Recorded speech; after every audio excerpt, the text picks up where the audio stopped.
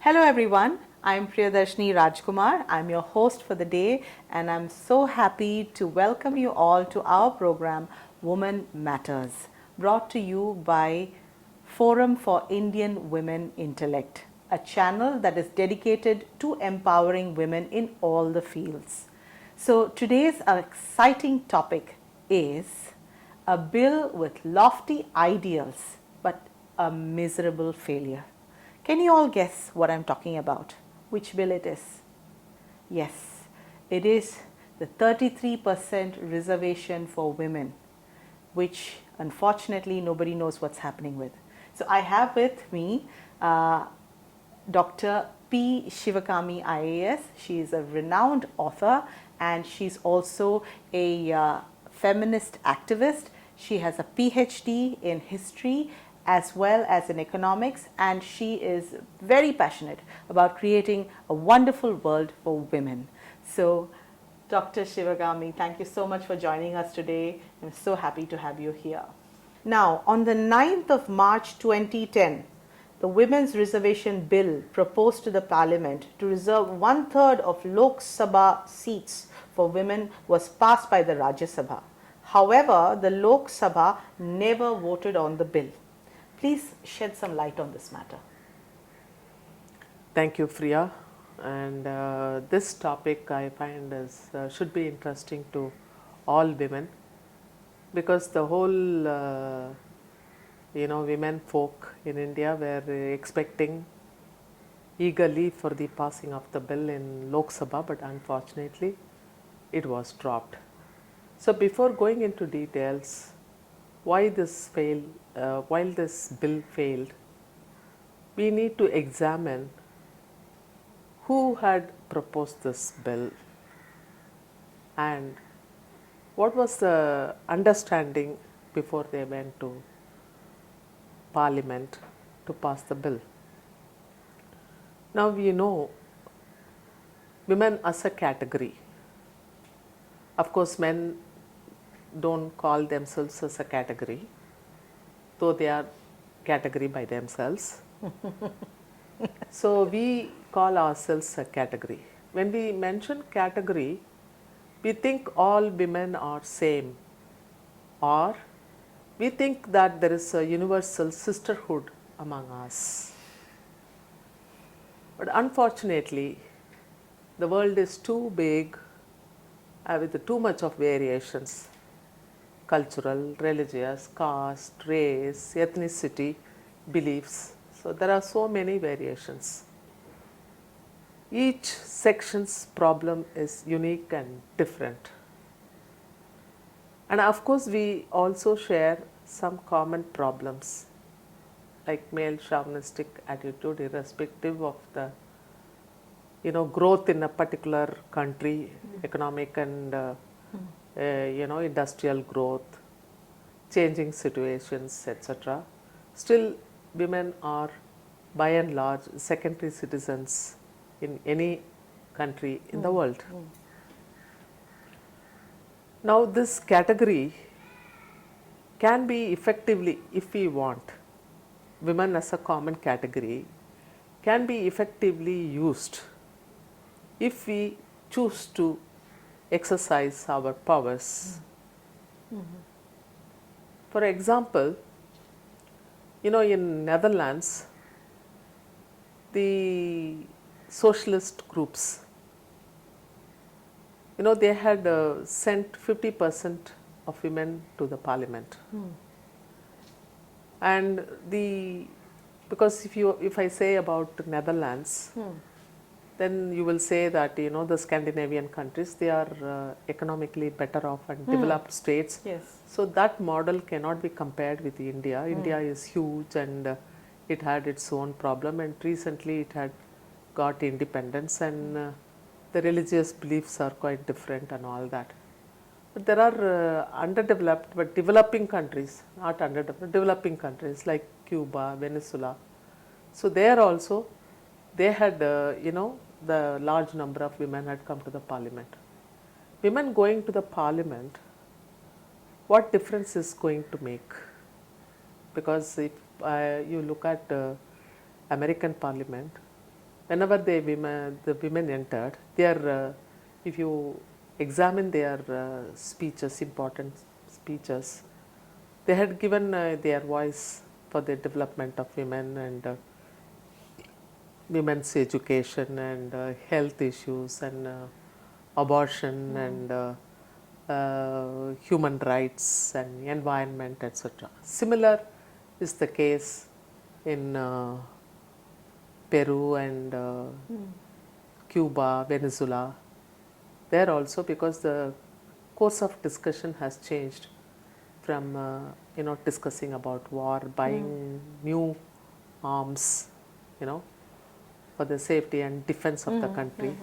So the dialogue had switched over from that larger means or male issues to female issues like child rearing and nutrition and a green world for the future and pollution free. So all that are discussed when women become part of the parliament. So now our eagerness to send women representatives to parliament is not just representation per se, so that women should be represented in parliament. Even that is okay, but also we feel that when women can change the nature of politics, the course of politics, if they go a large number. So that is the reason we are, thinking, and also, if you talk about private versus public dialogue, so what is private, what is public? So there is no clear demarcation. So whatever I consider private, so suppose I feel that I can give birth to 3 children, it is no longer a private affair, because government has already said that we have to have only 2. Or sometimes they say we are 2 but we should have 1. So they have come to that extent, all the private space is taken by they enact laws. And also family is no longer a private institution. So marriage is governed by laws, divorce is governed by laws, and the marriageable age is also fixed by the government. So the government interfere in each and every activity of our life. So nothing is private, everything is debatable, public. It's a public factor, because so including, there is no water in our house, there is no electricity in our house. It is not a private issue. It's something to do with the government system, organization, supply and service system, etc. So therefore, women, relegating them to the background, only to the family, is by the understanding that family, all this private, they are only fit to, control and run the institutions like family and all that. This is a public space, like parliament and, governance. This is a public space. They are not fit to govern. So that no longer, the barriers are now broken. So women, when they enter, there are some positive changes in the society. For example, when the women participation in labor workforce increases, the growth also increases. Country's growth also increases. So therefore, I think, women's representation in parliament is going to have a larger impact on enactment of laws, because so far they have been only beneficiaries or they are only consumers. But now they are going to create laws that's going to create a favorable society for all to live in. Yes. So therefore, it is necessary to send women to the parliament. So our women organizations have been fighting for a long time. No, it is in the existing system, it is difficult to, nominate or, as a party candidate to be elected and also to be sent to the parliament. Only few can You know, we cannot blame the political parties. Yeah. Because political parties are going to say that they have not they enrolled as members and they have not exhibited their interest in doing some social work or party work. Why should we just because they are women, why should we give them representation? So they are right in a way. So what is needed is, so look at the world level situation, global situation, where many countries had introduced quota system for women to enter parliament. Oh, okay. Nearly 200 countries in the world have it, including Pakistan and Bangladesh. Oh, really? Yes. So it is not new that we are advocating. So most of the countries have quota system, and including Australia. So when this quota system is prevalent, it is because of the unified effort on the part of the women to bring the quota system in those countries. And take in the case of Russia, where after the perestroika, in Russia, so the women started a political party. It's called the Women of Russia. And the party was started by erstwhile, the Communist Party's leaders when it disintegrated. So they started this political party. So it ran the election, and they had sent about 90 members to the Duma. So what happened subsequently was more interesting. See what happened.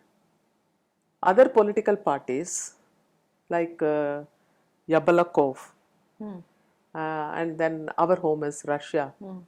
So these are some of the political parties. They had announced more candidates, women candidates for the next election.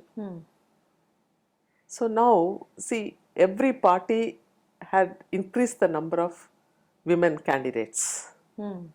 So as a result, and there were other shortcomings by these women of Russia, because they were expected to go against the establishment on the basis of women rights. But they found, they were towing the line of the ruling party.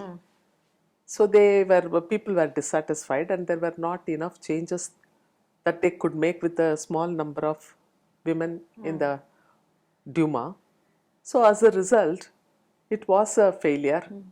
But the impact on the other parties is amazing, that everybody started going in for women candidates. So now we are here in India, we could not put up a unified front as a political party, challenging the interests of men in other political parties, and we could not motivate them adequately to nominate women in their parties in more number. So what best we can do is at least ask for a quota system. Okay.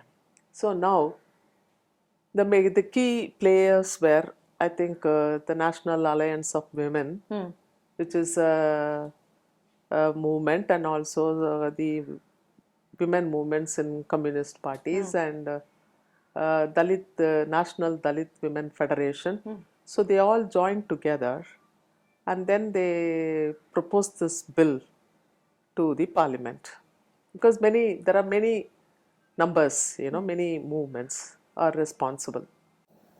That Samajwadi Party leader and Mr. Sharad Pawar, from the split Congress, and Madam Mayawati, all three of them opposed the bill. It is not correct to say they opposed the bill. They support it on a condition that the benefits of reservation should be appropriately shared with the BC, the OBCs, as well as the Dalits.